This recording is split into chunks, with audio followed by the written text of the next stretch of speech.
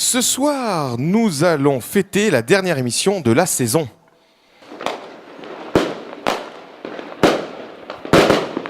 Go.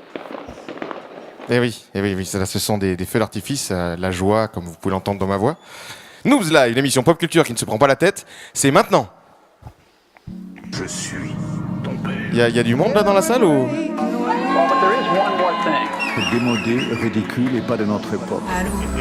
Non mais allô quoi. Olympique devant la Russie et les États-Unis. Vous écoutez Noobs Live, la dernière de la saison. Pour les noobs. Salut les noobs sur Facebook, sur YouTube, Deezer et iTunes en replay. Et bonsoir au public du Movie Bar Club du Cinéma de Cannes-sur-Mer. Nous sommes dans une petite config ce soir. Alors petite config, vous allez voir pourquoi. Car nous démarrons déjà les tests de la saison 3 de Noobs Live. On nous pose souvent la question, j'aimerais bien faire une émission en live sur Facebook comme vous, mais je sais pas comment faire.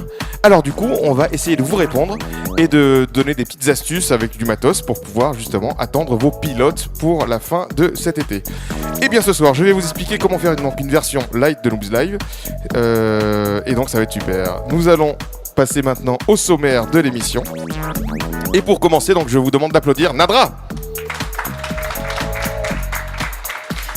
Nous commencerons par la chronique voyage de Corinne. Et comme pour l'émission précédente, notre guide viendra nous parler de l'Inde avec les boulots dans la rue. Nous enchaînerons avec Monsieur Philippe Leroy et sa chronique littérature. Ce soir, il viendra nous parler de 2 gros livres pour l'été. En plus, s'ils sont gros, ça peut aussi servir d'oreiller. Ça, c'est Greg qui me l'a soufflé. Chris, le monsieur cinéma des noobs, celui qui nous fait aller voir de très très bons films, surtout les films de mecs d'ailleurs, si je peux en profiter pour glisser au passage, viendra nous parler de Alien. Notre fashionista Nadra, qui hier était déjà au Movie Bar Club de Cap Cinéma pour ses fameuses soirées Take and Toss, des trucs de filles où on s'échange des petites culottes, nous parlera des soldes qui approchent. Alors ce n'était pas des petites culottes. Le retour de Vroom, la dernière, qui lui aussi était là hier pour vendre ses petites culottes, non. Tu vois Va nous parler des sites de pièces. Tiens, ça s'appelle pas une banque ça d'ailleurs? Des sites avec des pièces? Ah bah oui, des sites avec des pièces pour les filles, c'est ça. Monsieur Fred et ses potins people viendra, s'il lui reste du jus, parce que a priori il fait de la musique tout le temps, etc. Viendra nous parler des choses extraordinaires qui se sont passées pendant les 15 derniers jours du côté des people. Puis nous terminons avec Philippe de Nouvelle Vague qui nous parlera de la sortie du magazine Nouvelle Vague spécial été. Oui, alors Philippe est venu en fait enregistrer une petite vidéo en amont, avant l'émission, et nous passerons la vidéo en fin d'émission.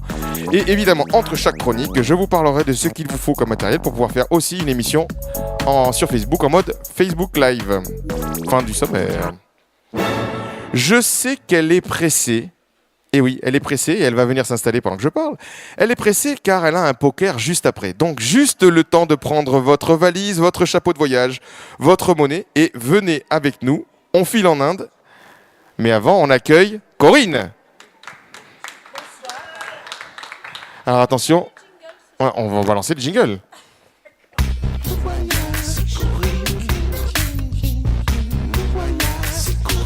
Wouhou. Corinne, c'est à toi. Bonsoir. Donc, cette petite chronique sur l'Inde, et cette fois-ci, donc le Rajasthan, toujours le nord de l'Inde, et cette fois-ci de Delhi à Jaisalmer, je vais vous parler de ces millions d'Indiens qui vivent des petits boulots dans la rue. Des millions d'Indiens, oui, carrément. Ah, des millions, oui, carrément des millions. C'est comme ça, là-bas. On vit dans la rue. On vit dans la rue. C'est pas plus mal. Alors, on y va pour... Alors, on y va pour la première photo, si on y arrive. J'ai appuyé. Alors, attends, je vais le faire moi. Voilà. Bon. Alors, sur cette photo, on voit que les marchands ambulants sont très nombreux donc, dans la rue. Et ils vendent plutôt des choses comestibles, des boissons, etc., des plats chauds aussi. Donc, pour quelques roupies, l'équivalent de 50 centimes, 70 centimes, on peut se concocter un bon petit repas. Ouais. C'est toi qui... Oui. Donc je change Alors, de photo. Sur la photo suivante, vous voyez que en Inde, en fait, l'artisanat, c'est aussi dans la rue. Donc sur la photo, vous pouvez voir celui qui file la laine, celui qui travaille le cuivre ou qui tisse des tapis.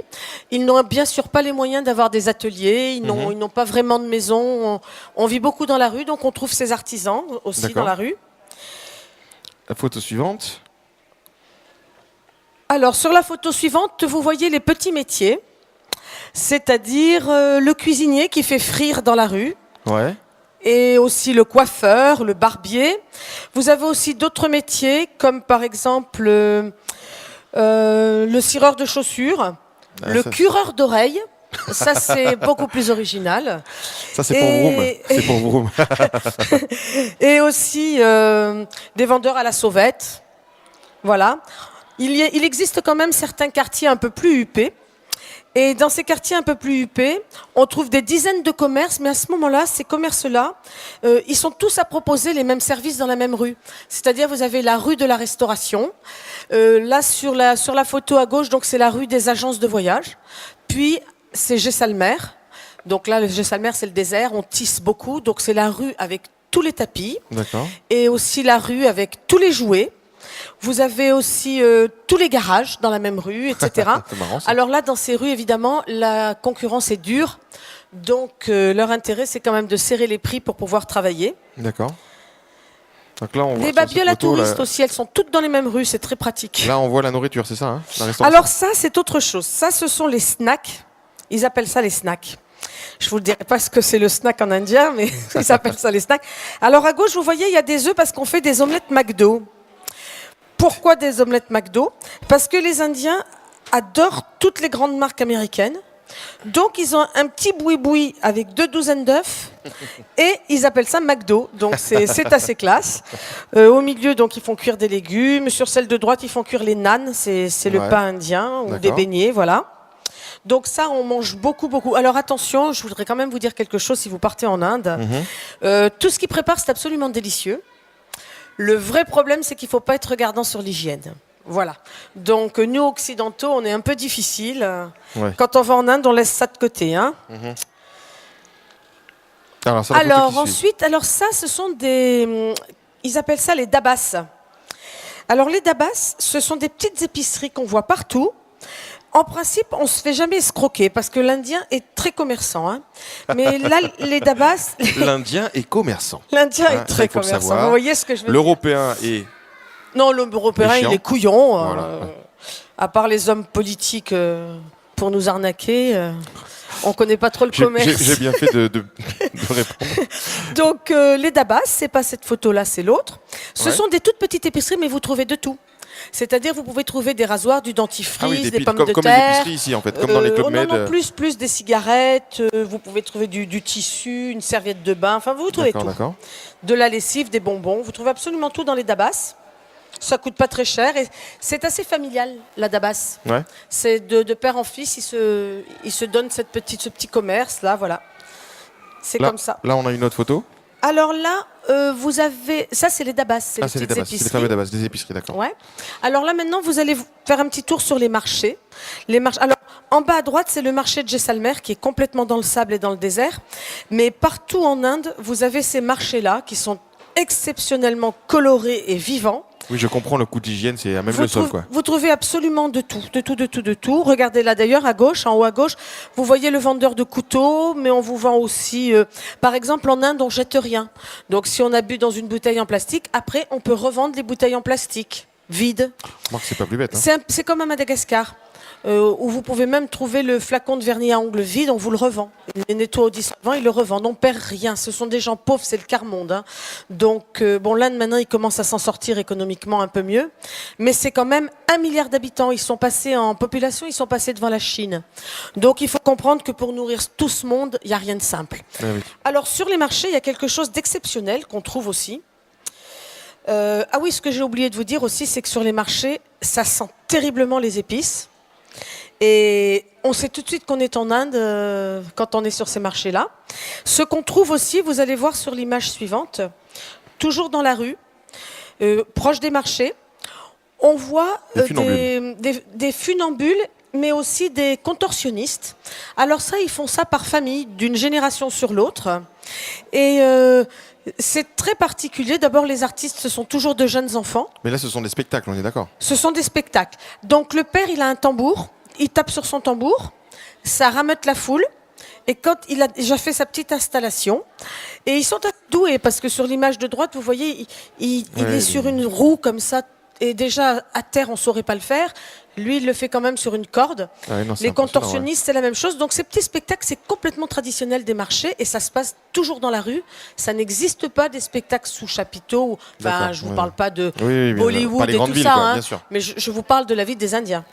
Voilà. Donc, autre chose qu'on trouve beaucoup, ce sont, on va les voir sur l'image suivante, ce sont les dresseurs de singes, les charmeurs de serpents. Ah oui, voilà. Alors ça, enfin. vous êtes juste à côté. Les serpents, moi, j'aime pas ça, mais là, il a l'air assez maîtrisé par cette espèce de flûte là qui fait un son assez affreux. Maîtrisé, je sais pas si c'est le terme. Hein, mais... Il faut pas rester longtemps, ça donne des acouphènes. mais bon, c'est quand même très bien. Alors, il y a autre chose. Mais là, je vous conseille de ne pas faire de photos et de ne pas donner d'argent. C'est les montreurs d'ours. Ah oui. Parce que l'ours, c'est quand même un des animaux les plus féroces de la planète, hein, les plus sauvages. Avec les souris. Même si on donne des nounours aux enfants, c'est pas pour ça que les ours, c'est pas sauvage. Et là, ils leur mettent un anneau dans le nez. Et ils ont le nez très sensible. Donc, ils le maîtrisent. Ils maîtrisent l'animal par cet anneau en tirant dessus. Donc, on sent pas vraiment que l'ours souffre, mais on se l'imagine, puisqu'au lieu de voir une bête féroce, on voit un toutou dressé. Donc, il y en a encore beaucoup en Inde des dresseurs d'ours. Il y en a partout, des ours dressés, oui. Je vous parle partout, quand je vous dis partout. Je ne dis pas à New Delhi, par exemple, il n'y en a pas. Mais si vous allez dans les petits villages du Rajasthan, vous allez en voir partout. Voilà. C'est assez impressionnant. Et pour finir cette petite chronique... Oui, parce que l'heure tourne. Hein. L'heure tourne, je le sais maintenant. Donc je peux dire que ce qui est extraordinaire pour le touriste en Inde, c'est que tout ce petit monde coloré, extrêmement vivant, ça bouge, il y a du bruit, il y a des odeurs, cohabite en toute sérénité. Et je n'ai jamais vu des Indiens se disputer entre eux pour un emplacement, pour ceci, pour cela, pour un prix, pour quoi que ce soit. Et ça, c'est vraiment... quelque chose d'exceptionnel de trouver autant de sérénité dans un pays et en tout endroit. Donc c'est un pays que j'adore. Est-ce que tu conseilles des vacances en Inde pour cet été? Puisque là, c'est la dernière émission de écoutez, la saison. Il faut bien calculer la période, parce que moi, j'y suis allée 3 mois et j'ai eu la période des pluies. Et là, c'est assez dramatique pendant la période des pluies. Là, c'est quoi, là? Je me rappelle plus trop le rapport. Qu'est-ce que tu conseilles? Il faut y aller en hiver, de toute façon. Qu'est-ce que tu conseilles pour cet été? Alors, je te prends comme destination. Comme destination. Parce que là, alors là, c'est très les gens simple. vont partir en vacances. Mon conseil, écoutez-le bien, il vaut de l'or. Je vous conseille de visiter toute la planète. Parce que partout, si vous savez vous adapter, si vous avez gardé votre regard d'enfant, votre curiosité naturelle, votre empathie avec des peuples que vous connaissez pas, vous vous régalerez n'importe où. Donc moi, j'ai été bien. Dans le monde entier, j'ai été bien. Eh bien, on applaudit Corinne. C'était le mot de la fin. C'était sur une note positive. Bravo Corinne. Alors après les rats, tu nous parles de serpents. Tu es sûr que tu veux pas qu'on renomme ta chronique 30 millions de voyages? Nous sommes en été depuis officiellement le 21 juin. Et l'été, l'été, qu'est-ce qu'on fait l'été? L'été, qu'est-ce qu'on fait? On met une caméra sur moi déjà l'été. Donc l'été, qu'est-ce qu'on fait? On va à la plage. Et quand on est à la plage, qu'est-ce qu'on fait? On regarde les jolies filles en maillot, avec de l'huile sur le corps. Et aussi, on lit. Maître, je vois dans votre historique de navigation Internet que ce n'est pas exactement à ça que vous pensiez. Est-ce que je peux en parler? Non, Cyril, il a dû prendre une insolation. Non, s'il te plaît, ne montre pas mon historique Internet. Donc je disais, évidemment, on lit.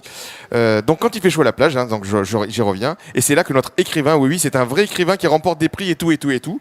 C'est là que notre écrivain nous fait sa chronique. On accueille Philippe Leroy, qu'on applaudit. Attention Fred, jingle.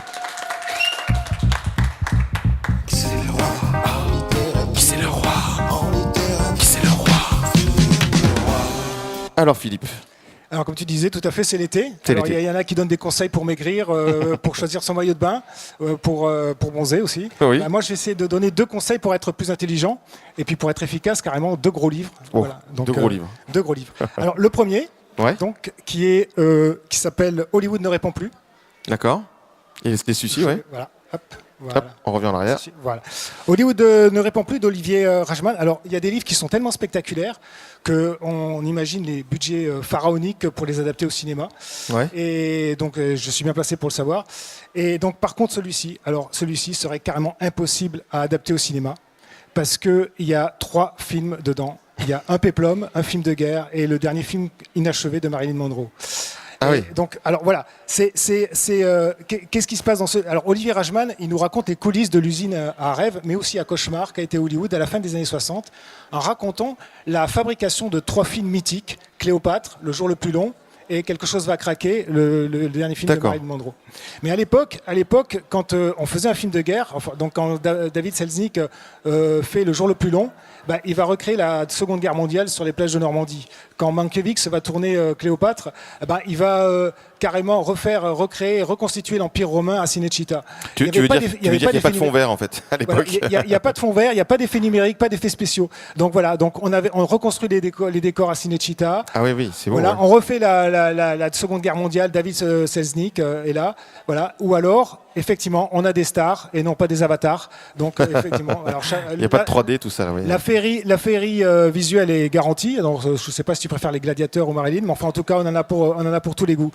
Voilà. Et ce qu'il y a, c'est que ce bouquin, donc Hollywood ne répond plus, c'est encore mieux qu'un roman, parce que les enjeux sont colossaux en même temps qu'ils sont historiques, tout est vrai. Ah oui, d'accord, c'est un roman historique. Voilà, c'est un roman ou c'est vraiment... Non, c'est pas un roman, c'est plus passionnant qu'un roman, parce qu'en fait, la façon dont on va créer, tous ces films-là au début des années 60, quand la Fox va décider de créer ces 3 films qui vont coûter une fortune, et la façon dont ça se passe, c'est encore plus passionnant qu'un roman, parce qu'il y a des histoires d'amour, il y a des trahisons, les enjeux sont colossaux, il y a un suspense incroyable, et puis les personnages principaux sont Liz Taylor, sont Marilyn Monroe, sont David Selznick, sont Joe Mankiewicz. Et il y a des scènes d'anthologie. Il y a Rex Harrison qui oublie son texte quand il arrive devant des milliers de figurants. Et puis alors là, effectivement, pour faire la scène, ça coûte cher. Il y a David Selznick, c'est carrément un chef d'armée. C'est-à-dire, il a 4 metteurs en scène qui dirigent comme des généraux pour reconstituer la Seconde Guerre mondiale. Il fait sauter les parachutistes de grue au risque de se casser la figure parce qu'il veut qu'ils tombent pile poil au bon endroit, quoi. Et puis en fait, c'est surtout aussi le fameux combat entre la légendaire brune Liz Taylor et la mythique blonde Marilyn Monroe qui essayait de se concurrencer sur un vrai combat, et Marilyn qui remporte ce combat parce qu'elle voulait capter l'intérêt médiatique, donc être en couverture, parce que la couverture était sur Liz Taylor, et elle a décidé de tourner cette scène dans Quelque chose va craquer entièrement nue, alors que Liz Taylor avait tourné la scène du bain de Cléopâtre avec un maillot couleur chair, voilà. Et donc du coup ça a complètement flashé, et elle a fait 72 couvertures de magazines. Donc déjà à l'époque, les people avaient des petites astuces. Hein. Ah bah Fred, il aurait eu du travail, c'est sûr que là. Alors le deuxième roman que je vais faire, c'est assez fantastique, c'est Saint-Imant. Alors on est d'accord que tu présentes à chaque fois des romans que tu as lus, parce que on parle de choses qu'on connaît. Hein. Exactement. Et ça c'est pas un roman, c'est un recueil de nouvelles. Alors voilà, Saint-Imant d'Heyerdahl. Alors Heyerdahl, qui c'est? Un recueil de nouvelles qui est aussi gros que ça? Voilà, il y en a 40. Mais en même temps, Heyerdahl n'est pas n'importe qui. Pour moi, c'est un des plus grands écrivains de ces 20 dernières années. En tout cas, le plus grand auteur de science-fiction français. D'accord. Et donc, qui a été fauché par le cancer en 2015, à l'âge de 57 ans, qui a disparu. D'accord. Donc, il est de notre époque. Voilà, de notre époque. Et tellement génial que quand il s'attaque au thriller, il fait aussi l'un des meilleurs thrillers de ces 20 dernières années qui s'appelait Transparence. Donc voilà, c'est mieux que toi. Voilà, je croyais que c'était toi le roi du thriller en France. Et en plus, j'ai eu la chance que ce soit un ami. Et c'est vrai qu'il correspond à mes meilleurs souvenirs littéraires remontent à l'époque où où on avait le même éditeur, Le Diable Vauvert, et où je retrouvais Heyerdahl qu'on appelait Yal, et Pierre Bordage qui est aussi un des grands. Voilà. Et là, on refaisait le monde. Et comme disait Heyerdahl, si le monde te convient pas, t'as qu'à le changer. Et effectivement, c'est ce qu'essayait de faire Yal à travers ses romans. Alors Yal, c'était un homme en colère, un type bien, indigné, plein d'humour. Ouais. Voilà le grand monsieur. Anarchiste et pointilleux, perfectionniste, tendre et rebelle, mais c'est surtout un visionnaire. Et c'est marrant, il y a Chris. C'est un visionnaire, et ses nouvelles comme ses romans nous montrent le monde qui se dégrade et à quoi il ressemblera demain. D'accord. Comme disait Yal, la SF est un puissant outil pédagogique, un véhicule idéologique non négligeable et la plus riche expression de l'imagination créatrice. Donc l'ultime preuve, c'est cet ouvrage que le Diable Vauvert a eu vraiment la super idée de sortir à titre posthume. Parce que, donc lui, il n'est pas au courant qu'il y a eu ces 40 nouvelles. Non, parce que, voilà, c'est-à-dire que le Diable Vauvert publie ça aujourd'hui. C'est 30 ans de travail. Donc c'est un livre pour cet été, on est d'accord, hein. C'est un livre pour cet été. Il y a 10 nouvelles inédites en plus. Donc, et il y a une belle préface de Pierre Bordage. Et à la fin, il y a 9 entretiens d'Ayerdal tout au long de sa carrière pour mieux comprendre le personnage. Et voilà. Donc là, effectivement, c'est vraiment... voilà, vous y passez tout l'été et vous verrez tout un pan de l'histoire de l'humanité, à quoi ressemblera le monde demain, quoi. C'est assez fantastique, c'est vraiment de la SF, quoi. Et alors c'est vrai qu'en nous quittant il y a 2 ans, Ayerdal, il a pris le chemin des étoiles, qui décrivait si bien dans ses histoires, et ce grand humaniste visionnaire laisse une œuvre immense, immortelle, et de là où il est, il nous éclaire encore de ses sentiments. On lui dit à bientôt parce qu'il doit nous suivre là, je pense, voilà. De là où il est. Alors, la tradition, c'est d'envoyer un roman. Je ne vais pas envoyer ce pavé parce que là, tu vas peut-être tuer quelqu'un. Oui. Je vais juste envoyer. Alors, celui-ci, c'est d'Ayerdal, c'est un roman. C'est peut-être montre-le bien à la caméra. Voilà. Demain une oasis, qui est toujours disponible au Diable Vauvert d'ailleurs, et qui a eu le Grand Prix de l'Imaginaire en 93. En 93, c'est un truc de science-fiction, un roman de science-fiction. Et aujourd'hui, on s'aperçoit qu'il avait tout prévu, quoi. Et donc voilà, c'est. Je veux bien que tu me le jettes alors. Alors, je te le jette. Allez. Hop. Et voilà. Comme ça, je le lirai cet été. Bon, nickel, super. On applaudit Philippe, qui s'est fait une spécialité, puisque Philippe fait de la littérature. Alors, et justement, tiens, pendant qu'on t'a sur le plateau, j'ai vu que tu avais posté des photos animées de la série The Way, qui va bientôt sortir. Voilà, t'as eu des nouvelles, t'as eu des choses là, quelque chose, tu peux nous dire un peu? Ça sort au compte-gouttes, effectivement. Pour l'instant, il n'y a pas encore de bande-annonce, ça devrait pas tarder. Il y a juste quelques images que j'ai postées sur Facebook. On voit qu'effectivement, ça va envoyer dur. Hein, ah oui, là, quand on voit les images, ça donne grave envie. Et donc, c'est vrai que cette série originale pour Studio Plus, normalement, devrait sortir début juillet. Donc on rappelle, pour les gens qui sont pas encore fans mais qui vont le devenir, il faut télécharger l'application Studio Plus sur son iPhone, sur son téléphone Android. Je crois qu'il y a un mois de gratuit, donc voilà. Alors attendez un petit peu, voilà. Et vous allez voir une série comme vous n'en avez même jamais vu à la télévision, avec réalisée par... C'est 10 épisodes. C'est 10 épisodes de 10 minutes. Vous pouvez les suivre aller tous à la suite, parce que c'est un film. C'est réalisé par Camille Delamarre, quelle chance d'avoir écrit pour un réalisateur de ce talent. Et donc vous allez voir, vous en aurez plein les yeux. Cet été, dès que ça sort, on fera une news là-dessus. On applaudit encore Philippe. Merci beaucoup Philippe. Alors Philippe fait de la littérature, mais aussi du sport, puisqu'il jette toujours ses livres, hein, donc bien sûr. Je crois que tu as un poker aussi, hein. Ah bon? Donc on va vous laisser partir uniquement si vous gagnez, hein, d'accord? Vous avez un stage hein, maintenant, vous avez une obligation. Alors pour préparer une émission de Web TV, c'est-à-dire une émission vidéo sur Internet, Facebook en l'occurrence, on a 3 choses auxquelles il faut penser. Le son, l'image et évidemment la diffusion, donc c'est-à-dire ce qu'on appelle le streaming. Alors on va commencer par le son parce que c'est ce qu'il y a de plus important. Quand on utilise des produits français, comme c'est le cas chez nous, hein, on utilise des micros, comme vous pouvez le voir. Ces petits micros, je vais vous montrer en photo. Ce sont des micros de la marque Prodip. Alors Prodip. Et il a parlé, je crois, Siri. Mais Siri, tu es enrhumé ou quoi? Donc, ce sont des micros sans fil. Donc là, on va essayer de faire un budget pour autour de 300 €. Un budget de 300 €, évidemment, si vous avez déjà un iPhone, hein, puisque c'est le but, ce sera d'avoir un iPhone plus 300 €. Donc là, vous avez donc 2 micros Prodip. Ils font une version duo. C'est celle que l'on utilise, qui coûte 230 €. Alors, 230 € pour 2 micros HF, sincèrement, c'est pas cher. Vous avez évidemment aussi la même chose en version filaire. Donc là, je vous ai mis aussi la version filaire qui est sur la gauche de votre écran. C'est un TTL et donc là le micro est à, je crois, 39 €. Donc vous rajoutez un câble à 5 €, hein. Vous avez un micro pour 45 €. Donc vous en prenez 2. On part du principe que vous ferez une émission à 2 pour 90 €. Donc vous avez 2 micros et 2 câbles. Ensuite, les micros, il va falloir les brancher sur une table de mixage. Alors, une table de mixage, le top, évidemment, c'est une table numérique. Nous, on utilise évidemment une table numérique. Mais vous, pour un budget serré, on peut parler d'une marque Behringer. Et je vous propose une table de mixage USB. Alors, pourquoi USB? Parce que vous verrez tout à l'heure qu'elle va nous servir aussi à être connectée à un ordinateur ou connectée à un recorder. Alors, si vous avez des moyens, et si vous avez un peu plus que... ça coûte à peu près 90 €. Si vous avez un peu plus de 90 €, vous pourrez aussi, évidemment, faire l'achat d'un Zoom. Alors un Zoom, c'est quoi? C'est un recorder. Alors on s'en sert, vous le voyez souvent dans les concerts, on s'en sert pour enregistrer des groupes, etc.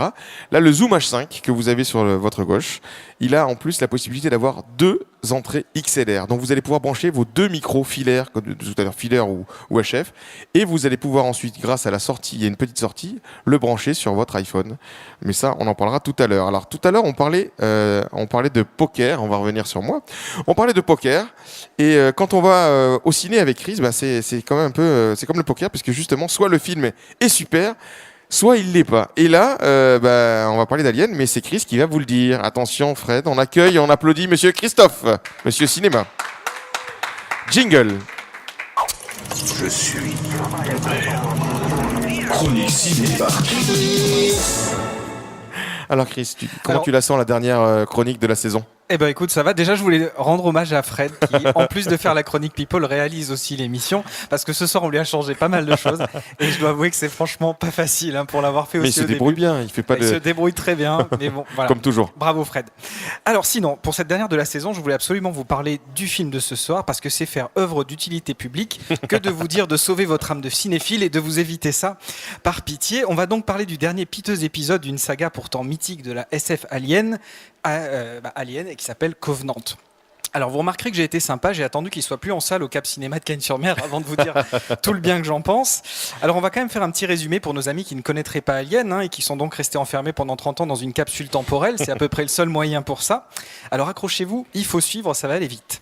La saga elle commence avec un premier film réalisé en 79 par Ridley Scott, suivi d'un second opus réalisé par James Cameron en 86 et d'un troisième réalisé par Fincher en 92. C'est la trilogie originale. 79, 86, 92. Exactement. Ensuite, on enchaîne avec un quatrième réalisé par Cocorico, Jean-Pierre Jeunet, en 97, pause de 15 ans.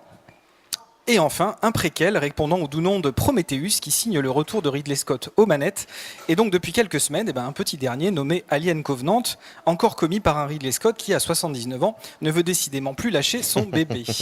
Alors on rappelle, Alien, c'est une histoire de vilaine bébête dans l'espace, un monstre phallique, mythique, né de l'esprit torturé du plasticien suisse H.R. Giger, mais aussi un personnage féminin iconique, Ellen Ripley, superbement incarnée par une Sigourney Weaver au sommet de son art. Et oui, je précise que j'ai choisi cette photo parfaitement au hasard. Oui. Alors, les deux premiers on voit pas aliens... qu'elle est sexy là d'ailleurs. On voit pas. Les deux premiers aliens sont devenus cultes. Ils ont en leur temps été des précurseurs en matière d'effets spéciaux, mais aussi dans la manière d'appréhender le film de monstre, avec une façon très particulière de très peu montrer la bête pour susciter encore plus l'effroi du spectateur, de suggérer plutôt que d'afficher, de travailler en clair-obscur pour faire monter un sentiment d'oppression maîtrisée, de travailler sur la surprise, bref, de jouer avec nos émotions comme on joue avec un piano. Alors je pense que tout le monde se souvient de cette scène de l'éclosion de l'alien dans l'abdomen de Ken, dans le premier, qui a dû traumatiser à vie toute une génération d'adolescents.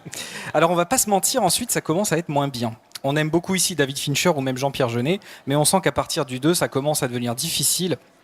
Après le 2, ça commence à devenir difficile de faire du neuf avec la saga. Les personnages deviennent moins intéressants, ça tourne un peu en rond, et il est temps de faire une pause qui va durer 15 ans et qui va permettre à Ridley Scott de reprendre la main en 2012. Alors on est d'accord, 15 ans, c'était juste parce qu'il y avait des problèmes de scénario ou c'est des problèmes financiers aussi? La première trilogie, elle était finie. Oui, mais donc, il me semble qu'après il y avait des négos quand même. Voilà. C'est pour ça que ça a pris 15 ans. Puis j'avais entendu qu'il y avait aussi des négos financiers. Et puis Ridley Scott voulait reprendre la main sur son bébé. Les fans frétillaient d'impatience. Ils sont donc tous précipités au cinéma pour aller voir Prometheus, chargés d'esquisser des explications, puisque c'était un préquel à un univers qui était basé à la base sur de mauvaises rencontres et des coups de pas de bol, parce que finalement c'était ça, les 3 premiers aliens. Et là, il nous a plongé dans une volonté explicative qui va vite devenir dérangeante. Si la première partie de Prometheus est à mon avis plutôt de bonne facture, parce qu'il y a notamment de vrais bons acteurs dedans, il faut le dire, à défaut de bons personnages. La deuxième partie, par contre, elle vire quand même au ridicule et elle fout un premier coup dans les parties du mythe. Mais bon, le public est pas rancunier, ça marche au box-office, et surtout quand on nous annonce la suite de Prometheus, toujours réalisée par Ridley, on se dit que ça n'a pu être qu'un accident de parcours, et on arrive donc à ce fameux Alien Covenant. Alors, comme d'habitude, j'y vais, j'ai choisi ma place, pas trop près de l'écran, parce qu'il faut bien l'avouer, je suis pas fan d'être au premier rang dans les films de monstres. C'est mon côté sensible. Je confirme. Eh bien, rassurez-vous, de la peur, il n'en a pas vraiment été question. Parce qu'Alien Covenant, c'est juste une vaste blague, une gigantesque claque de la part de Ridley Scott dans la gueule de tous les fans de la première heure. Suivant la mode hollywoodienne récente qui prêche que le spectateur veut tout savoir, tout comprendre et surtout qu'il faut tout lui expliquer, au cas où il ne soit pas suffisamment malin pour percuter ce qui ne serait que suggéré, en voulant à tout prix nous raconter le pourquoi, le comment, le d'où ils viennent de ces aliens, Ridley flingue une saga d'une balle à bout portant. Voilà. Il nous montre un ramassis de personnages anti-charismatiques dont on n'a strictement rien à foutre, qui ont l'air de se mettre dans des situations débiles qui n'ont pour seule justification que de les voir crever dans d'atroces souffrances, de prendre systématiquement les mauvaises décisions. Bref, on a le sentiment de se retrouver dans un mauvais remake de L'île du Docteur Moreau, mi-chemin avec un film de slasher des années 90. Alors les films de slasher, je ne sais pas si vous vous souvenez, un Scream, souviens-toi l'été dernier, voilà, un film du genre dans lequel le tueur en série serait l'alien en fait, un alien qu'on montre beaucoup trop, un alien quasi domestiqué, dans un film qui suggère presque que Ridley Scott a au mieux oublié ce qu'était sa création originale et au pire jamais compris ce qu'il avait créé. Et s'il y a donc un goût qui devrait nous rester dans la bouche à la fin de tout ça, c'est une forme d'amertume qui caractérise un grand gâchis. Un gâchis d'autant plus rageant qu'on savait qu'un projet alternatif, porté par Neil Blomkamp, le réalisateur du génial District 9, était en marche depuis plusieurs années. Un projet sérieux qui réunissait autour de lui Sigourney Weaver, un projet dont James Cameron, James Cameron, donc après avoir lu le script, avait vanté les louanges et avait dit j'ai hâte de le voir. Voilà. Et un projet qui a donc été torpillé en interne par Ridley Scott, qui a voulu maîtriser son bébé. C'est bien ce que je disais avec les négos là. Voilà. C'est ce que j'avais entendu, qu'il y avait des négos. Pour le 5. Pour celui-là. Ouais, Et donc, Ridley Scott, en plus, il nous annonce vouloir encore réaliser 5 ou 6 aliens. Hein, donc voilà, on n'est pas sorti de l'auberge. Donc moi, après avoir vu celui-là, moi, ce que je me demande surtout, c'est si à 79 ans, il ne serait pas juste temps qu'il prenne sa retraite. Faut juste dire un truc quand même, c'est si on a plus de 5 ans, on va pas aimer, mais si on a moins de 5 ans, on peut apprécier le film. Ouais, c'est ça, voilà, exactement. Mais bon, c'est plutôt beau après, mais voilà, il n'y a que ça, il n'y a pas de fond. Voilà, alors merci à tous, évitez-vous surtout ça, hein, vous aurez mieux à faire, et passez de très bonnes vacances. On applaudit Christophe, merci Chris. On se console quand même avec l'annonce du réalisateur du spin-off de Star Wars sur Han Solo, Ron Howard, qui devrait nous prendre en super film. Alors Chris, avant que tu partes, je voudrais, s'il te plaît, que tu nous conseilles un film à voir cet été. Un film que tu attends. Alors, je ne sais pas si ça sort cet été, mais il y en a plusieurs. Alors là, le film que j'attends, mais qui d'ailleurs sort en octobre, je crois. Ouais. C'est Blade Runner 2049, j'allais dire, évidemment. Alors pourtant, on repart de Ridley Scott, qui reste exécutif producteur sur le film, réalisé par Denis Villeneuve, avec Ryan Gosling, Harrison Ford et plein de beaux mondes. Ce qui circule actuellement. Tout ce qui circule est magnifique. C'est magnifique. Ouais. L'original est un monument de la science-fiction. C'est du Philippe K. Dick, le scénario, c'est tiré d'une nouvelle. D'ailleurs, on peut recommander aux gens de revoir s'ils ne l'ont pas vu. En tout cas, les jeunes qui nous suivent, je suis sûr qu'ils l'ont peut-être pas vu. Regardez Blade Runner parce que ça n'a pas trop vieilli, je trouve. Ouais. C'est encore sympa. Regardez Blade Runner, lisez est-ce que les androïdes rêvent de moutons électriques de Philippe K. Dick. Ça c'est la chronique de Philippe. Il nous a déjà proposé des gros livres à lire cet été. Et franchement, on va faire un pari, on va espérer que ce soit réussi. Voilà. Bon, merci encore, Chris. Merci beaucoup. Elle est notre soleil quand on sombre dans la nuit avec nos looks désuets. Désuet d'ailleurs, oui, comme ce mot. Et le short que je portais à l'émission avec Lily Berry a fait des jaloux. Ce soir, elle est là. Évidemment, elle a fait le tour par le mauvais côté. Ce soir, elle est là pour nous... Ce soir, elle est là pour nous parler des soldes. Et oui, les soldes, ce n'est pas toute l'année. Et a priori, ceux-là, il ne faut pas les louper. On accueille et on applaudit Nadra à nouveau. Toujours aussi marrante cette Nadra. Nadra, tu es prête ? Oui, parce que la caméra ne passe pas sur toi, donc je me disais, est-ce que tu es prête ? Tu es prête ? Oui. Ok, alors attention, jingle. Démodé, ridicule et pas de notre époque. Chronique Fashion par Nadra. Bonsoir Planète Fashion, amis du glamour, bonjour. Nous parlerons de reliquats has-been, de rossignols oubliés, c'est un pléonasme, et de déstockage tant attendu du mercredi 5 juillet au mardi 15 août cette année. On se relaxe, il y en aura pour tout le monde, assurent les commerçants tant ils liquident vu la conjoncture. J'ai toujours eu du mal avec les ronds, Ah, les soldes, cette date fatidique pour aller se ruiner pour des tcharafs qui se retrouveront au fond du placard, en boule ou en braderie en fin de saison, chez moi, au paradis. Oui, c'est ce que j'allais dire. Le baromètre des temps forts commerciaux réalisé par Clear Channel pour le LSA Analyse, et les comportements d'achat des Français pour les soldes d'été est très éloquent sur leurs intentions d'achat, leurs critères de choix et leurs circuits privilégiés. Pour cette période de prix barré, 60% des répondants assurent qu'ils se rendront dans un centre commercial avant les débuts des soldes. J'ai rien compris, redis 60% des personnes qui ont répondu au sondage se rendront dans un centre commercial avant les soldes. Il faut mieux écouter. Internet est le deuxième canal de prédilection pour préparer les soldes. 55% des participants se rendent en effet sur ce canal avant le coup d'envoi du temps fort. Lors des achats, la tendance reste la même. Les centres commerciaux arrivent en tête pour effectuer ces emplettes, juste derrière les ventes en ligne. Alors, notez pour les 18-49 ans, 63% se rendront sur la toile pour réaliser leurs achats. 19-49 ans, on est dans le lot, c'est bon. Les Français consacreront un budget de 140 € pour les soldes 2017, selon le sondage, qui bénéficiera principalement au secteur du textile et des chaussures. Quel que soit l'article acheté, le rapport qualité-prix et les offres spéciales seront les principaux leitmotifs de ces achats. Oui, il ne faut pas chercher des iPhones en solde, il n'y en aura pas. Oui. 74% des futurs clients assurent qu'ils seront influencés par la publicité pour ces achats, soit une progression de 30 points par rapport à l'édition 2016. Ah oui, quand même. C'est énorme. Donc la pub influence énormément les gens. Oui, la pub influence énormément. Voici quelques astuces pour bien profiter de cette période de rabais. On adore les astuces de Nadra. 6 semaines de bonheur qui peuvent être synonymes de bonnes affaires. Les soldes permettent aux commerçants de pouvoir écouler les produits invendus présents dans leur rayon depuis plus d'un mois. Les stocks sont donc limités et le marchand ne peut pas réapprévisionner ces étals de nouveaux produits soldés, même si ça se fait entre quelques magasins. Le vendeur doit proposer des rabais clairement indiqués sur l'étiquette. Le prix de référence ou le prix barré doit correspondre au prix pratiqué avant les soldes. Fais-le simple. Quand on regarde un vêtement, on voit une étiquette, il y a un prix barré et il y a le prix d'origine qui doit être marqué. C'est ce que tu es en train de dire? Non. Voilà, c'est pour ça. En cas de contrôle de service de la répression des fraudes, les commerçants doivent prouver l'existence de ce prix à un moment donné avant la période de solde. Voilà ta réponse. D'accord, donc il n'est pas forcément marqué sur le ticket. Pas forcément. Il y a quelques pièges à éviter. Un magasin qui affiche la mention solde sur sa devanture est parfaitement autorisé à ne pas solder toute sa marchandise. Sur de nombreux sites de e-commerce, les clients vont voir apparaître des rabais alléchants tels des moins 80%, moins 90%. Pourtant, ces derniers ne concernent qu'une petite poignée de références sur les centaines que comptent ces sites.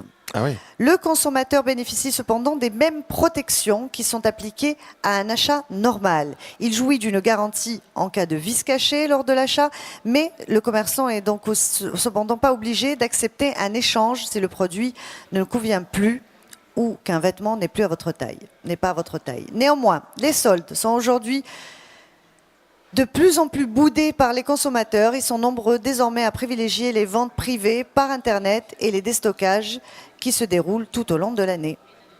Les grandes tendances mode printemps 2017 sont... Alors, les tendances, c'est-à-dire ce que tu conseilles toi, hein?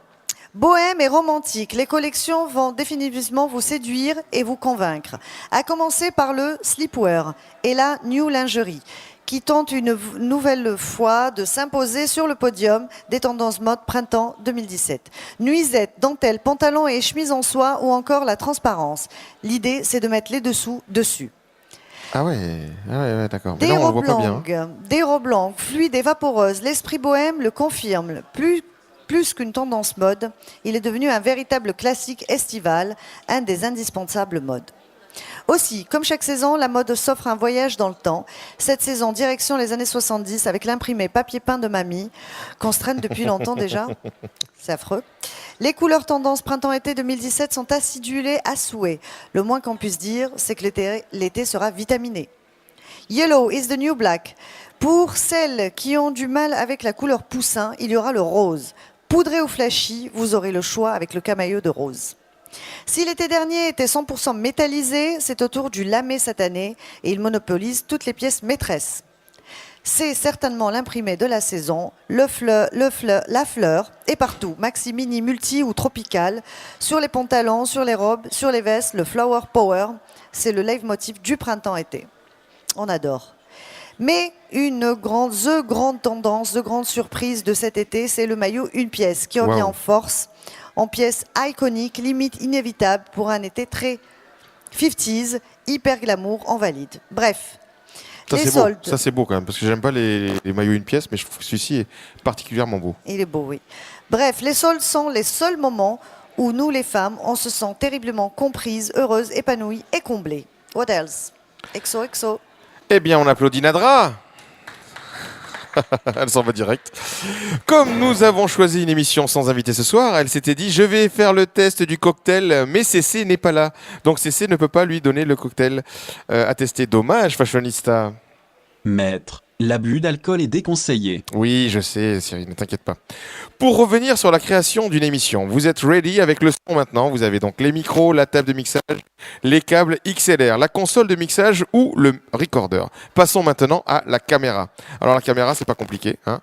La caméra, il vous faudra passer par un iPhone. Au minimum un iPhone 5. Donc c'est quand même un iPhone qui a 5 ans maintenant. Donc un iPhone 5, 5S, un SE, un 6, un 6S ou un 7. Vous pourrez avec ces téléphones faire des émissions comme nous allons voir tout à l'heure. Donc nous avons le son, nous avons maintenant l'image. Passons au logiciel pour la réalisation. Je vous conseille de commencer pour la réalisation avec uniquement une application sur iPhone qui s'appelle Switcher Go. Nous avons une petite vidéo. Attention, plein pot. Switcher Go is a powerful video tool for creating video on the go via YouTube Now and Facebook Live. Specially designed for mobile video creators, Switcher Go lets you do more than just point and shoot, so your videos are more engaging and easy to share no matter where you are. Move beyond the built-in camera to get shots out of arm's reach. Voilà, Make your video look like it was shot on a etc. DSLR or studio camera with focus control to adjust the C'est depth trop of bon, le field. focus. Imagine sur un iPhone, t'as l'impression d'avoir Look like a pro by easing in and out while zooming for a smooth transition. Pareil, le zoom, il est super fluide. Seasoned videographers will enjoy advanced camera functions with precision control of exposure, white balance, and more. You can even add photos and pre-recorded video while broadcasting to YouTube or Facebook Live. Switcher Go. Et ben voilà, hein, donc je vais faire la traduction rapide, hein, mais faut voir que faut voir que cette application vous permet donc de filmer, mais aussi de rajouter des vidéos que vous auriez mis au préalable à l'intérieur de l'application. Donc comme on fait nous, hein, imaginons que vous vouliez montrer cette publicité, ben vous la mettez en amont, vous cliquez dessus et paf, ça balance. Pour relier votre console de son à l'iPhone, vous avez donc deux possibilités maintenant. Soit vous avez un iPhone avant l'iPhone 7, soit vous avez un iPhone 7 ou un iPhone 8 qui va bientôt sortir. Donc, deux types de connexions. Soit une connexion avec la prise casque, on appelle ça une connexion TRRS, soit une connexion par la prise Lightning, puisqu'il n'y a plus de prise casque. Donc, pour les téléphones qui ont la prise casque, je vous recommande d'utiliser un câble qui s'appelle le câble Rode SC4. C'est un petit câble que vous mettez sur votre iPhone et au bout vous avez une petite fiche femelle et là vous rajoutez un petit câble mini stéréo jack des deux côtés et vous branchez donc d'un côté sur votre iPhone et de l'autre côté la table de mixage ou le recorder. Si vous avez un iPhone 7, eh ben vous branchez la petite prise USB et vous branchez directement votre recorder ou votre table de mixage en USB, ce qui sera reconnu comme une carte son sur l'iPhone. Donc, et sur l'application évidemment Switcher Go. Et donc vous avez du son, vous avez de l'image et l'application vous permet d'envoyer sur Facebook. Donc là maintenant on attend évidemment tout ce que vous allez faire cet été pour les essais et vos émissions pilotes que vous nous enverrez puisqu'on sera fan de les voir. Mais la vie, ce n'est pas que des iPhones et des applications, c'est aussi des voitures, des motos, des bateaux. C'est l'heure de notre vroom préféré. Et je vais d'ailleurs lui demander s'il a vraiment vendu des culottes à la soirée de Nadra hier. Je vous demande d'accueillir et d'applaudir Monsieur Vroom. Jingle.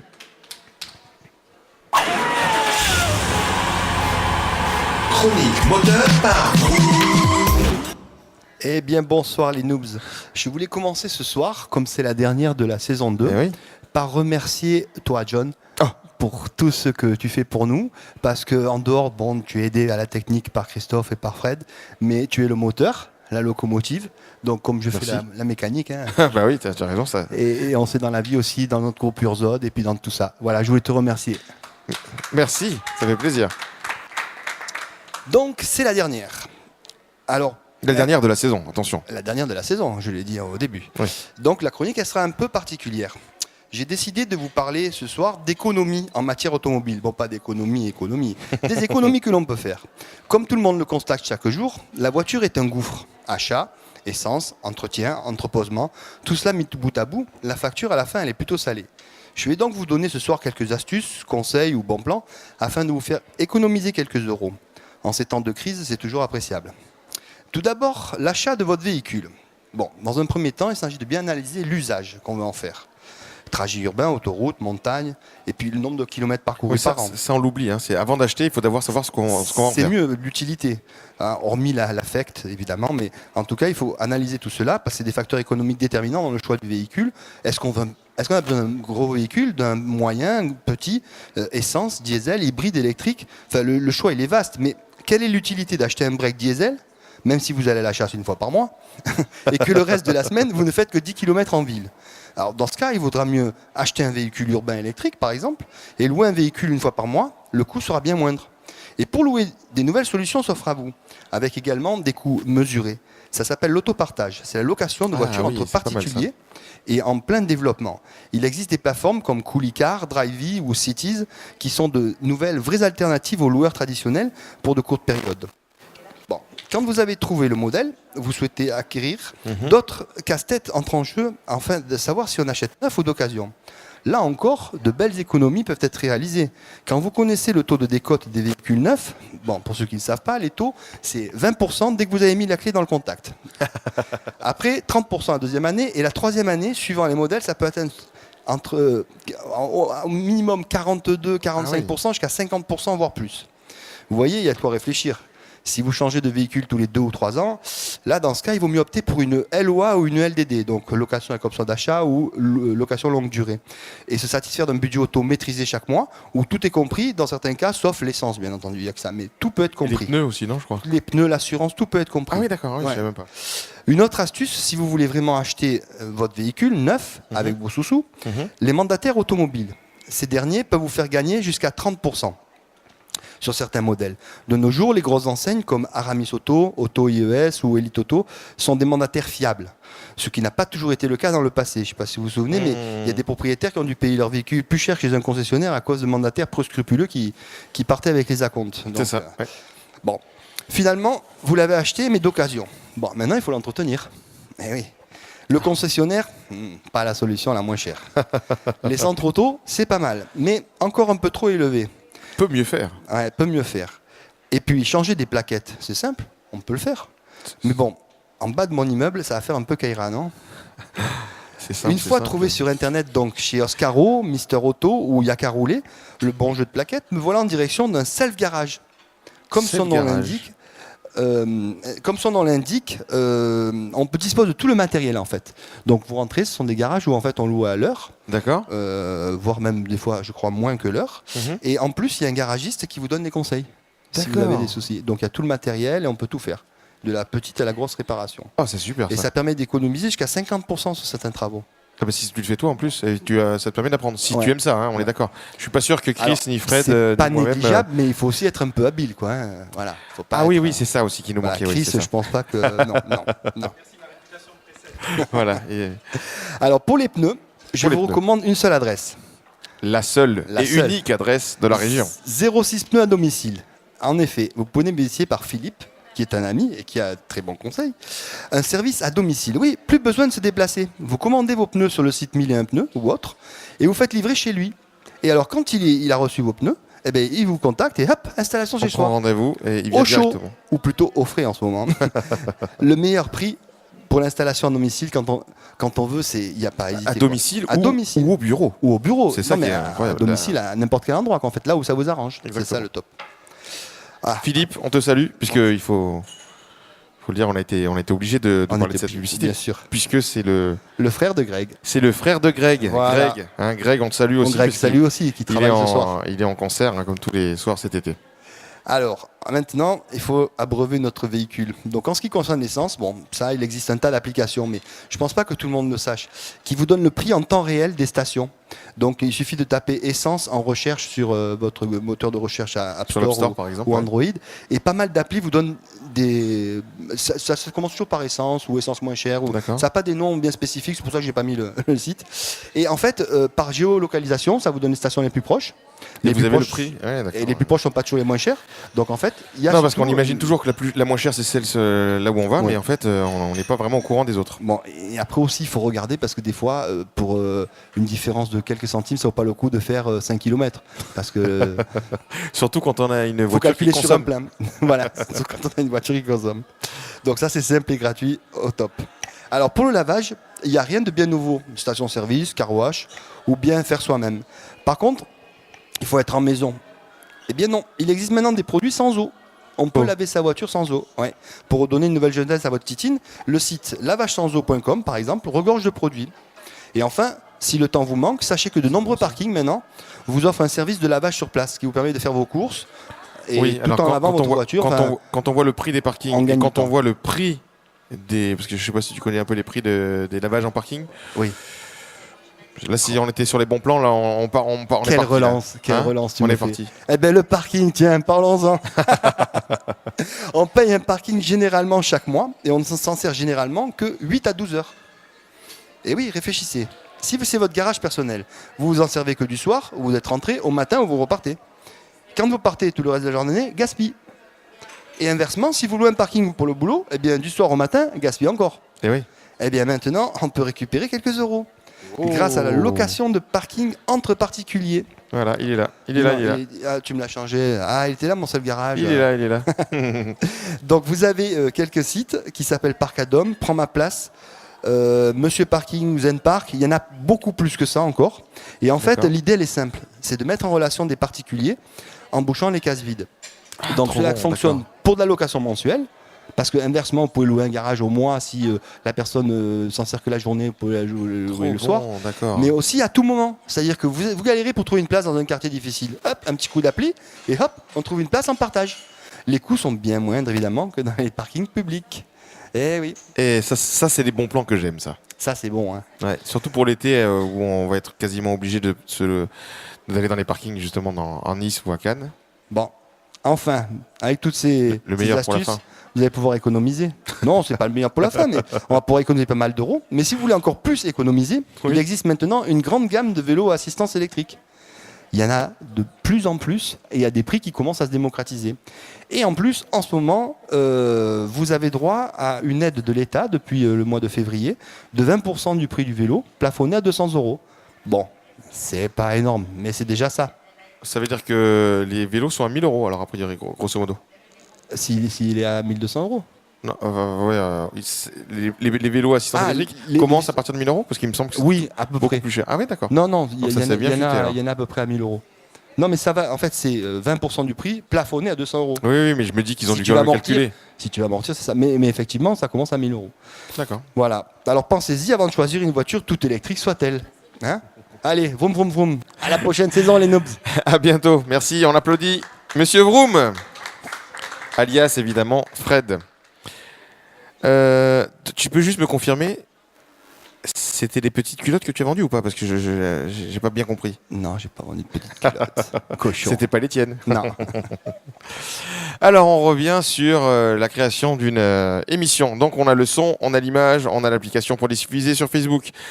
Il vous faudra donc maintenant trouver un super pote ou une super copine qui va vous aider et qui va vous faire travailler.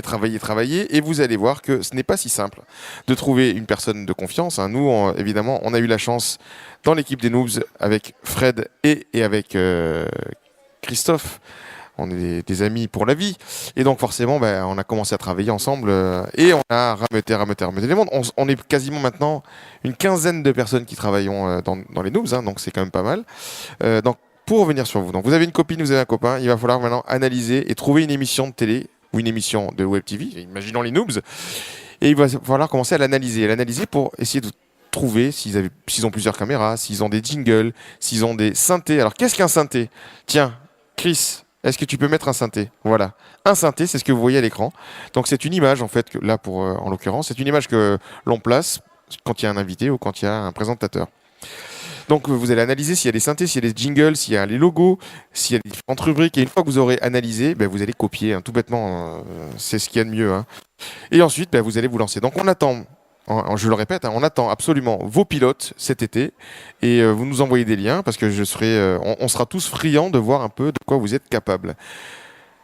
On parlait de petites culottes avec Vroom, mais la personne qui va suivre, elle, les petites culottes ne lui font pas peur. Et même, c'est encore mieux quand il n'en a pas. Comme il dit souvent. Oui, bon, non, ça, c'est clair, c'est moi qui le dis. Les people qui nous regardent, attention, ça va être à vous. Je vous demande d'applaudir Monsieur Fred et ses potins. Jingle. Allô? Non mais allô quoi? Oh, il est bien tendu ce Fred. Tu as un grand sourire, Fred, qu'est-ce qui se passe? Oui, c'est la dernière alors. Et bonsoir tout le monde. Donc dimanche dernier, c'était la fête des pères. Ah oui. Donc gothique ou pas, une tradition respectée en tout cas par nos amis les stars. Marilyn Manson a profité de l'occasion pour faire un gros câlin à son papounet. Et on peut voir qu'ils ont d'ailleurs le même maquilleur. Voilà. Waouh. Ouais, c'est papa. Oh putain, papa c'est Manson. incroyable. Ouais. Et dans un tout autre registre, sans artifice, Choupette a tenu elle aussi à mettre son papa à l'honneur avec ce petit message: joyeuse fête des pères, merci de m'avoir amené au monde, entre parenthèses, de la mode, car oui, Choupette, qui a son propre compte Instagram, n'est autre que la chatte de Karl Lagerfeld. Voilà, donc elle aussi a souhaité une bonne fête à son papa. Et au chapitre Jean qui rit, Jean qui pleure, on va commencer par Jean qui pleure. Comme ça, on garde le plus gai pour la fin. Donc, le pauvre Phil Collins, c'est son grand retour sur scène. Après 10 ans d'absence, a dû annuler ses premières dates à Londres. Et pourquoi ? Parce qu'il est tombé en allant aux toilettes dans la nuit. Donc, sa tête a heurté une chaise, bilan hôpital, opération, et impossible de remonter sur scène pendant quelques temps. Ah oui. Quand je pense que certains des noobs se sont moqués de ma lumière de cuvette de WC, c'est vrai que je peux vous dire que c'est très pratique la nuit. On voit pas mais voilà. Ah oui.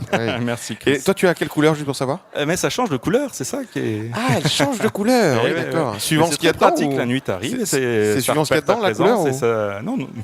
Non. Voilà. Et quand Demi Moore, maintenant on passe à Demi Moore, quand elle arpente les tapis rouges, le monde s'illumine, vous le savez bien. Figurez-vous qu'on vient d'apprendre que Miss Moore ne sourit qu'à demi.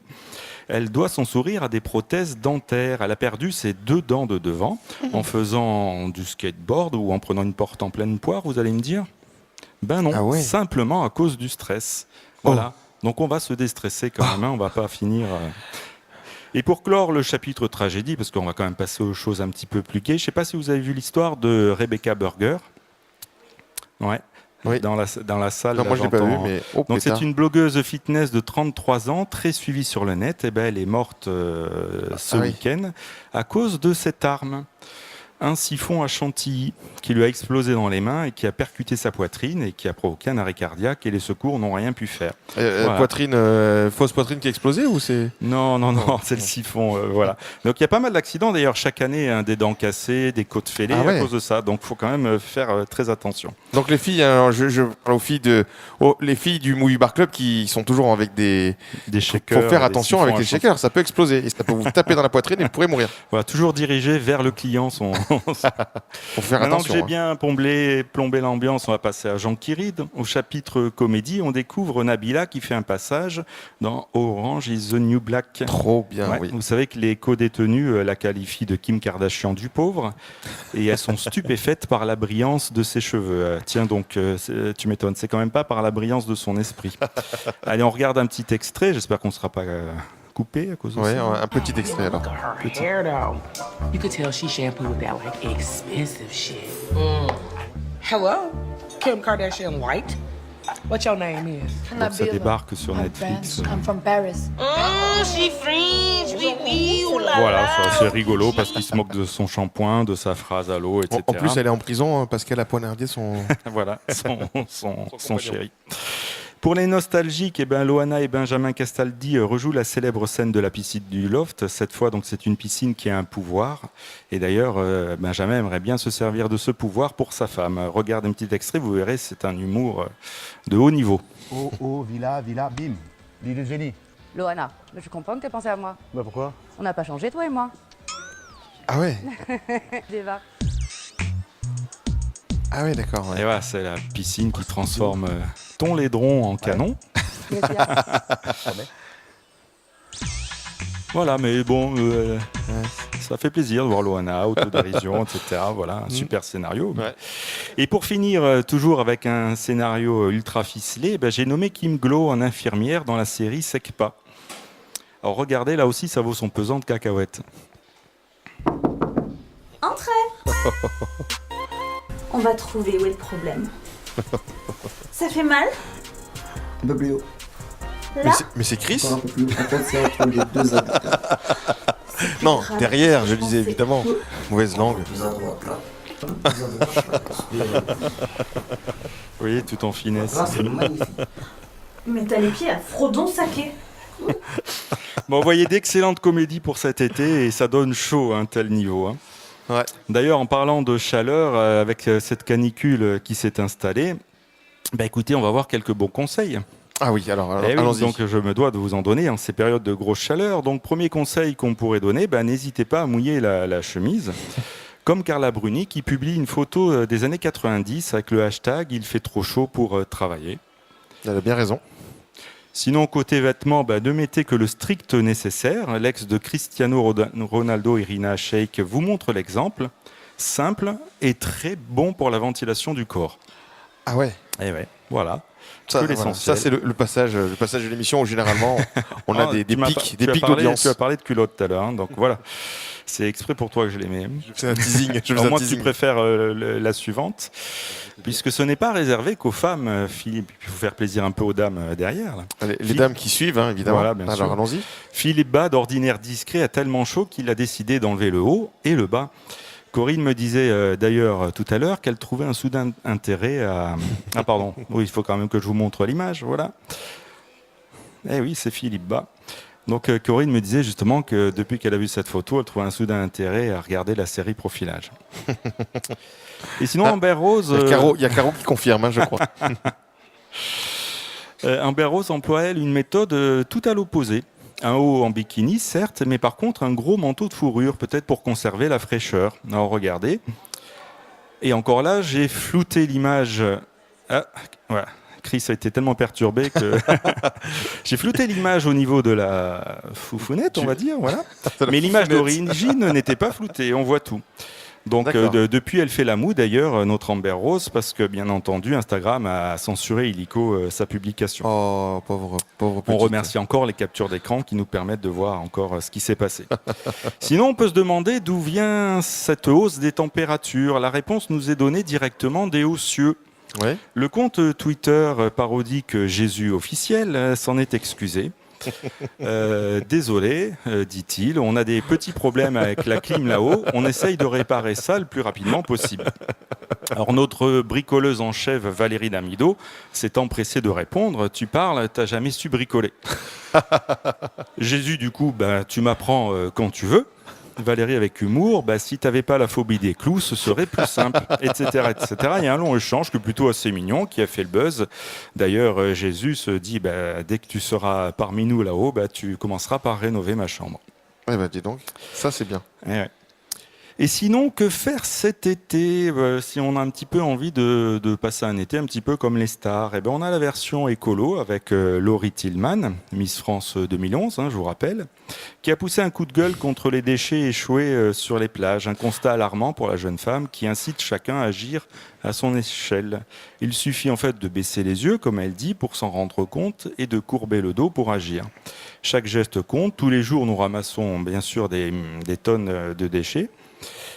Cela ne prend que quelques secondes dans une journée, alors qu'en les ignorant, les déchets prennent des centaines d'années à se désagréger dans la nature. S'ils se désagrègent un jour, oui. Voilà. Donc, mesdames et messieurs les noobs, à vos petits gestes cet été. Ça, c'est pour ceux qui vont à la plage.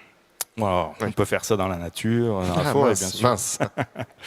Si vous êtes plutôt sport, zénitude et tenue légère, ben vous pouvez, comme c'est plutôt nous, Clio ça. Pazer, faire du yoga en bikini sur la plage devant une eau turquoise. Alors, il faut quand même une certaine souplesse, certes, et le sable fin. Ah oui. La souplesse qu'on n'a pas vue, hein, Oui, c'est on ça va voir les images. Ah, oui. voilà. Voilà, comme je vous disais, il faut une certaine souplesse. Ouais. Décidément, ce Chris, dès qu'il y a des images un petit peu dénudées, son doigt frétille, du coup, il en arrive tremble. plus, du coup, moi aussi, je sais plus où j'en suis. J'ai mais perdu ta voilà. ligne. Sinon, on peut faire aussi le poirier, voilà. Donc, c'est pas Ah mal oui. le sable, hein, parce que moi, j'ai essayé sur les gars de Nice, c'est pas terrible, hein, cette position. Et il faudrait que je te prenne en photo la prochaine fois. Ouais, mais bon, c'était pas aussi Esthétique. voilà.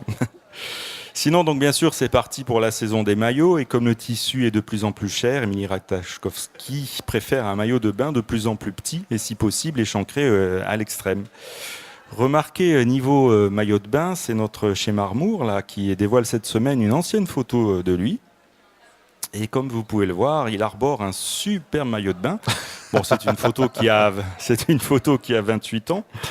Et comme il dit dans ses commentaires, à l'époque, il était fauché et la marque du maillot de bain lui proposait $1 500 par jour pour porter un moule bit, comme il dit. Donc, bien sûr, il a accepté.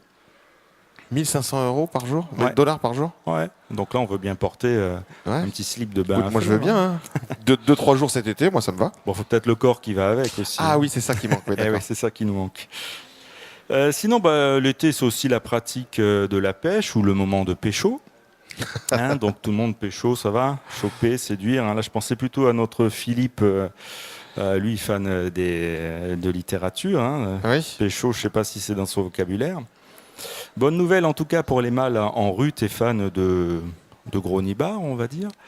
Affida Turner est de nouveau célibataire Est-ce que quelqu'un me regarde? et passe Non, ça une va. annonce sur Twitter. Mais attention, le casting est certes ouverte, mais elle a besoin d'un vrai king, comme elle dit. Donc c'est pour ça que j'ai pensé à le roi. Mais c'est quoi? C'est une photo? Ah Oui. D'accord. Faut pas regarder les ongles de trop près, ça fait peur. Hein. Et sinon, avec les doux rayons du soleil, c'est aussi l'occasion de se faire dorer. Eh oui, se faire dorer la pilule. Alors tout le monde va se dire, ça y est, punaise, même Fred commence à faire des fautes d'orthographe. Julien? Hein? Non, pardon. Eh oui, je voulais parler en fait d'un internaute qui voulait se faire dorer Julien. Le soir de la fête de la musique, alors que l'artiste chantait sur France 2 à Toulouse, un habitant de la Ville Rose a dit sur Twitter, il cherchait sur Twitter, en fait, s'il n'y avait pas un con qui pouvait dire à Julien Doré d'arrêter de faire de la musique de merde. Donc Julien Doré lui a répondu, il a dit, ça y est, on l'a trouvé, ce con. Voilà. Voilà les noobs, fin des 20e potins de la saison. Bon été à tous et au plaisir de vous retrouver, j'espère, en septembre. On applaudit Fred. Fred, pendant que tu es encore sur le plateau, je voudrais que tu nous conseilles un site pour suivre les potins cet été, ou une application, ou un magazine. Parce que on est d'accord que je cite mes sources. Une source pour les gens, parce que ça va être dur cet été de pas avoir cette chronique, ça va être compliqué pour les gens, donc il faut les abreuver un petit peu, donc si tu peux les aider. Moi, mes inspirations, elles sont pas très extraordinaires. Hein. Oui. C'est voici.fr, c'est gala.fr, Voilà, le Huffington Post. Oui, ils ont une rubrique. Pure People. Ah, Pure People aussi. Et il y a une c'est des applis ou c'est des sites? Les deux. T'as les deux. Parce que les applis, l'avantage. J'ai viré les applis parce que les notifications, avec des ronds rouges partout. Oui, tu m'étonnes. Eh ben merci Fred. De rien.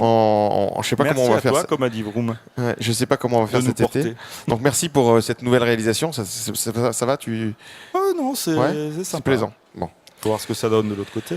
On va enchaîner maintenant avec Monsieur Philippe de Nouvelle Vague, qui est en concert ce soir et qui, donc, comme je vous l'ai dit tout à l'heure, qui est venu nous voir en début d'émission, juste avant qu'on commence, pour faire une petite vidéo. Philippe vient nous parler de la dernière édition du magazine Nouvelle Vague. Alors attention, je lance la vidéo. Salut Phil, ça faisait longtemps qu'on ne s'était pas vu. Salut John. Alors, tu viens nous parler de la nouvelle sortie de Nouvelle Vague. Spécialité Exactement, notre grand numéro de l'année, le spécial festival, 100 pages, 100 festivals, voilà, c'est simple. Ah oui. Tous les festivals de l'été, de Monaco jusqu'à Montpellier, avec tous les grands événements musicaux de cet été. Donc un numéro incontournable. Alors qu'est-ce que tu nous recommandes justement pour les estivaliers pour le mois de juillet là par exemple? En juillet, il y a beaucoup d'événements, notamment dans le 06. Il y a les Nuits du Sud, Avance, il y a le Nice Jazz Festival, le Jazz à Jouan. Il y a beaucoup d'événements. Donc nous, on a choisi de mettre en couverture Sting, d'une part parce que c'est un artiste qu'on aime depuis très longtemps, un artiste mythique, et qui viendra nous rendre visite puisqu'il passe le 20 juillet à Juan-les-Pins. Et vous allez faire une petite interview, tout ça? J'espère, oui. En tout cas, je vais faire la demande. Après, on verra bien. Et donc, on verra si on peut venir aussi se glisser avec toi exactement. Pour faire des images. Alors, super. Donc là, c'était pour le mois de juillet et pour le mois d'août. Pour le mois d'août, il y a pas des choses en Corse? Il y a des festivals en Corse, oui. Il y a Saint-Florent, début août, Porto Latino. Il y a les plages électroniques à Cannes qui reste un événement ça c'est le mois d'août important également.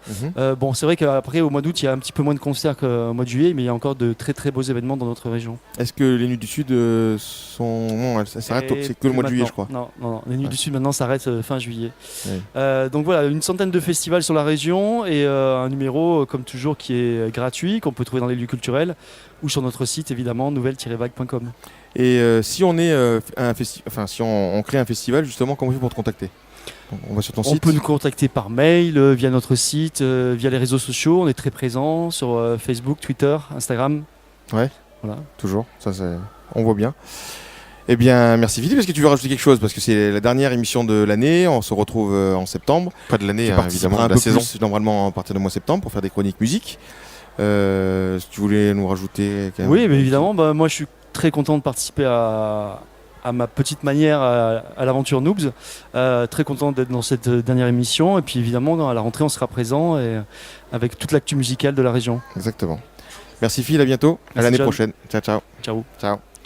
On applaudit Philippe de magazine Nouvelle Vague. Alors, si vous avez encore la chance de tomber sur le magazine du mois de juin, vous pourrez y retrouver de mémoire une interview de moi-même et oui, on fait de la pub. Et il y aura aussi, de toute façon c'est un magazine qui sort tous les mois qui est absolument indispensable. Et donc la version de cet été, ici, vous avez la liste de tous les festivals. Donc c'est vraiment gratuit. Donc faut pas s'en priver. Si vous n'avez pas la chance de pouvoir avoir quelqu'un qui détient des magazines, vous pouvez aller directement sur le site nouvelle-vague.com et vous aurez la version PDF. Donc vous pouvez voir toutes les pages. L'émission touche à sa fin. Oui, je suis un petit peu triste parce que l'émission touche à sa fin. C'est la dernière de la saison. Donc je vais balancer le petit logo de la fin. Je tiens à remercier comme toujours les girls du Movie Bar Club du 4 Cinéma de Cannes-sur-Mer, qu'on applaudit, elles sont là. Merci à elles parce qu'elles sont super gentilles, super adorables. D'ailleurs, si vous venez nous voir et si vous venez au Cap Cinéma pour aller voir un film, pensez à venir quelques dizaines de minutes avant pour monter, boire un coup au Movie Bar Club. L'équipe est vraiment super sympa. Je vais essayer de citer l'intégralité des chroniqueurs et des techniciens qui ont participé à l'émission depuis la saison 2. Alors attention, et je veux qu'on les applaudisse tous un par un. On va applaudir Christophe, on va applaudir Fred, on va applaudir Nadra, on applaudit Caro, on applaudit Vroom, on applaudit Greg, on applaudit Jérémia Cornel, on applaudit Phil, on applaudit Nico, on applaudit Corinne, on applaudit Philippe Leroy, on applaudit Bala, Floyd, on applaudit Gegex pour les photos, on applaudit Olive pour le cadrage et on applaudit CC qui nous a fait des petites chroniques sympas. La saison 2 de Noobs Live est terminée et on applaudit le grand Manitou, oui, on peut aussi m'applaudir. La saison 2 de Noobs est terminée. Vous avez tout l'été pour retrouver l'ensemble des épisodes sur notre site www.noobs.tv. On passera évidemment vous faire un petit coucou pendant l'été. On ne s'est pas encore fixé comment on allait faire, mais on va essayer de le faire. Sachez déjà que pour la saison 3 qui reprendra en septembre avec des petites surprises, vous aurez plein de petites surprises justement. On va pas les citer maintenant. Hein. Une petite et une grosse surprise, on va dire. Une petite et une grosse surprise. Oui, voilà. Sinon c'est pas des surprises, tu as entièrement raison. J'espère que comme pour chaque épisode, vous aurez appris tout plein de choses en vous amusant. Toute l'équipe de Noobs Live se joint à moi pour vous dire à bientôt les Noobs. Allez, à bientôt à cet été et au retour en septembre pour la saison 3.